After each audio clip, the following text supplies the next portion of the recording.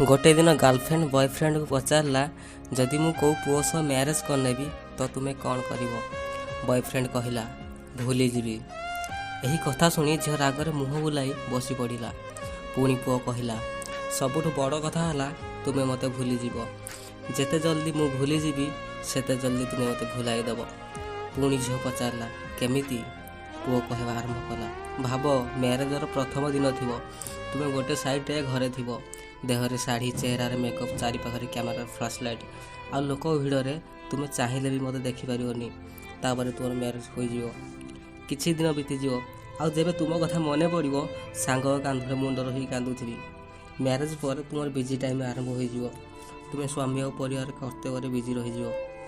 पुणी केबे ना केबे मो कथा मन पड़ो आ सेपटे तुम स्वामी को हाथ धरी बुलूथी आएपटे मु पागल परी बुलूथी जमीती जीवन किसी लक्ष्य ना मोर।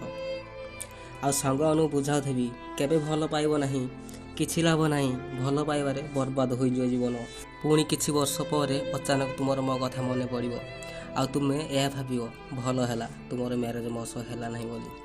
जो गोटे साइड तुम लाइफ सेटल हो जाइए मु समस्त गाड़ी शुणी बदली जाइए आ भावीदेवी एवं किसी कम करी गोटे सुंदर झील को मैरेज करी तुमको देखाईदेवी आ समस्त को यह कहि भूलीगली भल पाई भूलीगली। तथापि तुम पुराणा स्मृति को पुराणा मेसेज को राति अधे बाहर कर बढ़ुथी आ भावी हो पारे मो प्रेमर अधे किसी कमी रहीगला से पाई पार्ली ना।